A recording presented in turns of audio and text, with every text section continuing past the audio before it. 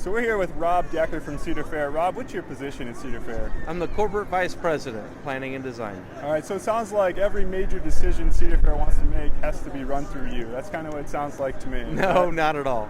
No, we have a really great team, a really stellar team. I handle development. We work directly with the park, but the management group comes together. We set a solid plan, a strategic plan, and we go about executing. So you're a Cincinnati guy. You don't live here now currently, do you? No, I don't. I was here 17 years. Okay, so when you come, are you a Skyline guy or a Gold Star guy? I'm a Skyline guy. There you go. Cheese coney or three-way? No, four-way bean with a cheese coney, All no right. onion. There we go. He knows what he's talking about. He does. So you talked about this a little bit during the press conference a few minutes ago, but what is it like working with the creative team at B&M? You mentioned how you were out here overseeing the site with Walter, and just take us through that process of what it's like to work with the leading experts in the coaster design industry. Well, it's a real thrill because they've been doing it for so long, and they're so precise, in everything they do and every decision. And, the relationship just goes, to the extent that we're just kind of thinking about this. And when you're trying to be creative, you don't want to be hemmed in too far. You don't want to just go directly, to the end line. You want to solicit their opinions. You want to get their values. You want to get everything they can do, and then you want to push them as hard as you can to give you the best product. And I think that's sort of that relationship. And if we had to, I could talk to Walter Bollinger every day. Just call him. We have a conversation. He understands. He appreciates input. And, it's a great collaborative from that respect. So I think at one point you said you did have Walter Bollinger's phone number on speed dial. When you're in the design process or once things start going, when you decide you want to build a new ride, how often do you actually communicate with B&M? And I guess how many decisions do you make and how many do they make? How's that relationship kind of work when you're designing a new coaster? Yeah, it's a good question. I think, what we do is we interject where we feel like we need to. So we're going to set some pretty defined goals and objectives and what we want to accomplish with this. And so we'll talk frequently, maybe twice a week as we start to get going, get the ideas going, the generations, and then we just start to exchange documents. And we'll get something like our rough plan, our first plan, and it'll come in, and then we'll just make adjustments to it. And we'll say, what if we did this? What if we did that? And again, just sort of push as far as we can. And I'll always say, look, you guys make us entirely safe, all right? We're never going to take you outside of that comfort zone.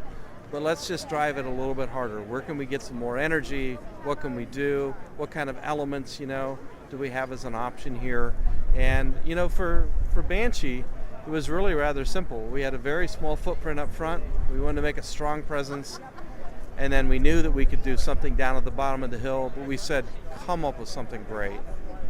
And so they were able to calculate, with the amount of energy that you can generate just by that drop in the hill, after the 17-foot lift hill, the elements just got more grand, and we got more than we thought we were going to get. And they really over-delivered, on that. They never over-promise. They're always very conservative in their approach. But when they come up with something like this, it's just amazing. Yeah.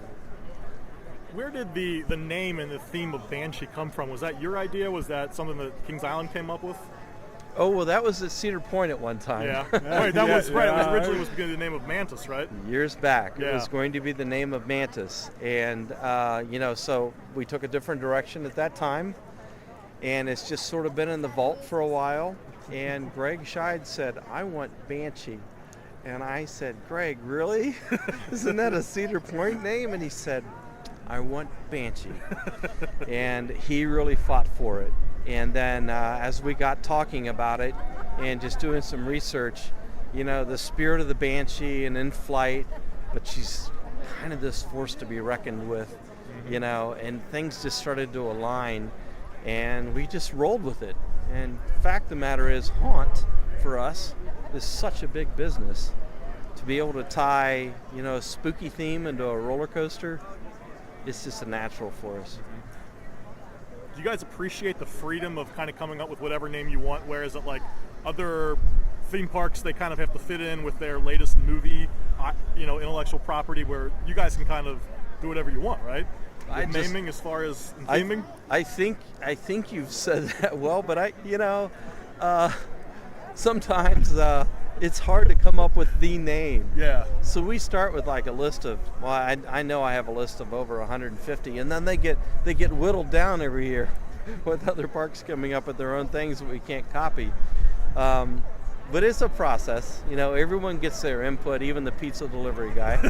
And then we sort of whittle it down, and then they give it to my department, and then we come up with a look, and then, I think it almost comes to a vote. And if there's a tiebreaker, it'll be Matt Ouimet or Richard Zimmerman or one of the executives with a passion for one name or the other, and then we go with it. And I do appreciate your question, because sometimes you're going to tie in with an intellectual property and you're already on your path.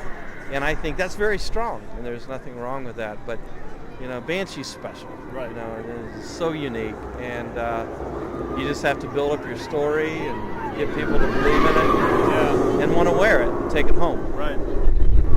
So you grew up going to Kings Island as a fan. How special is it for you now to be able to make executive decisions for the park and to help come up with a new ride in the park like this? How awesome is that, just to come home and design something here? Well, it's entirely cool. It wasn't in my playbook. It wasn't in my game plan. I'd never imagined that would happen. And, so I was with Cedar Fair before the acquisition of the Paramount Parks.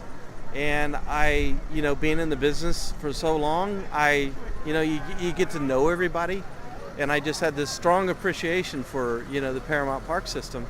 And then when it was told that we would be able to join forces, I was like, oh my God, this is just the best day, because there's Kings Island and Kings Dominion, Canada's Wonderland, all these parks that I love that are in the play box now. You get to go in and you get to do things and try to make an impact and make people happy. It's awesome. Yeah. So Kings Island's our home park, and as a coaster fan, you're never happy with what you have. You always want more. You always want more. Banshee's great. Hypothetically speaking, let's say you're out to lunch with Cedar Fair CEO Matt Ouimet. He leaves the corporate credit card on the table. You take it. What do you do to Kings Island if you could do anything tomorrow? Oh my gosh, what a great question. There are so many things. I mean, there's stuff that we want to get to.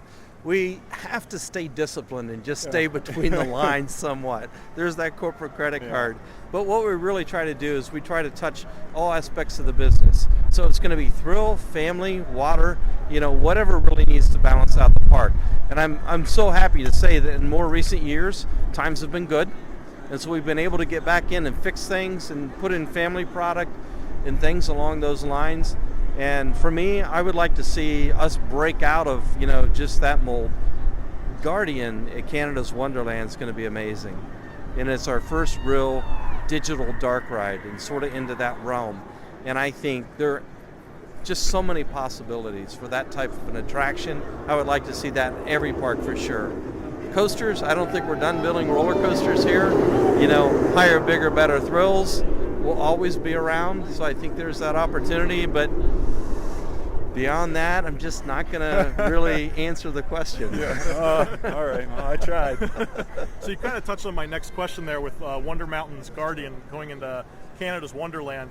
And Matt Ouimet has said that he wanted to see more kind of dark rides that the whole family can ride together. So is that just the start of something that we're going to see at other parks, at other Cedar Fair parks coming soon, do you think? Absolutely. If that's a success, I think it's a home run for us. It's just so fun, because it's not really that complicated.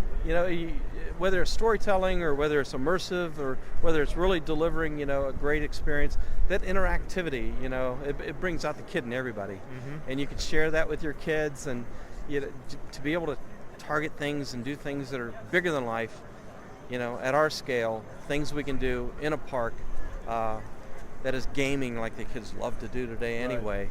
I think is going to be great for us. It's a great business model. It has a little bit of a roller coaster component at the beginning, doesn't it? There's a lift and a drop. And it does. And it's been a long-term dream of the park to activate the mountain and put something in it, and this was that opportunity.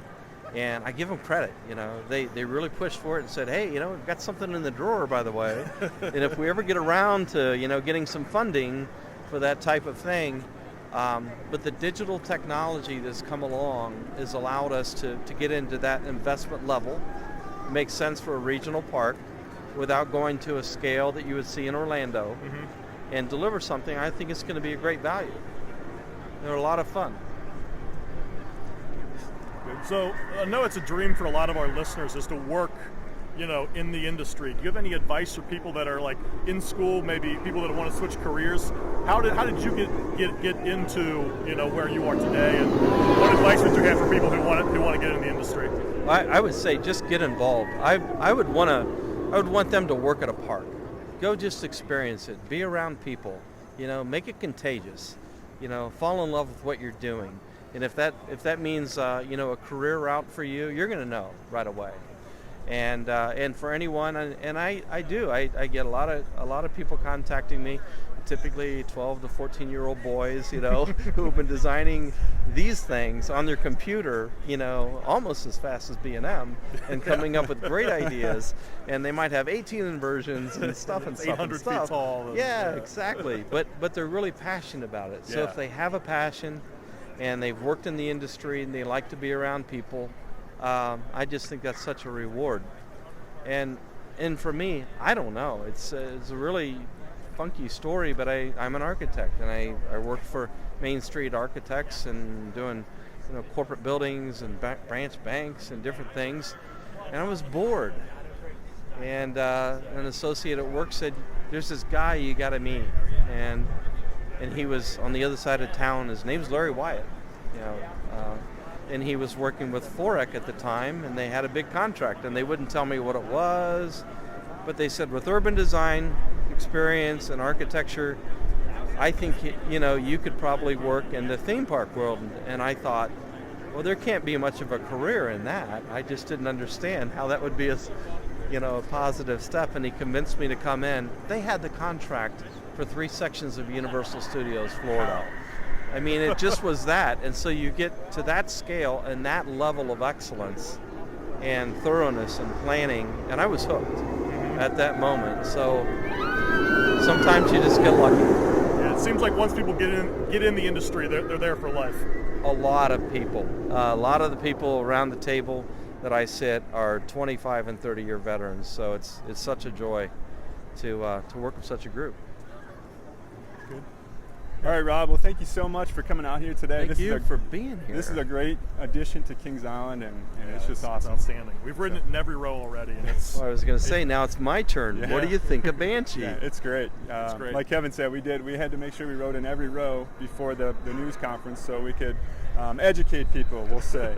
And it is interesting. You certainly get a different ride in the front and the back, especially on that barrel roll. It's a little slower in the middle there. It feels like you're standing on your head. It's incredible, that barrel roll. It's nice. You guys did excellent on that. Thank and the you. whole coaster, it gives you like a different experience. Certain elements are more exciting whether you're in the front or in the back. It's not like the front. Some coasters, the front or the back is better overall, but this one, you have to ride it, as many places as you can to get the full experience of everything. Well, let's go do that. All right, let's do it. All right, thanks a lot, Rob. Appreciate it. All right. Thank you so much. Thank you.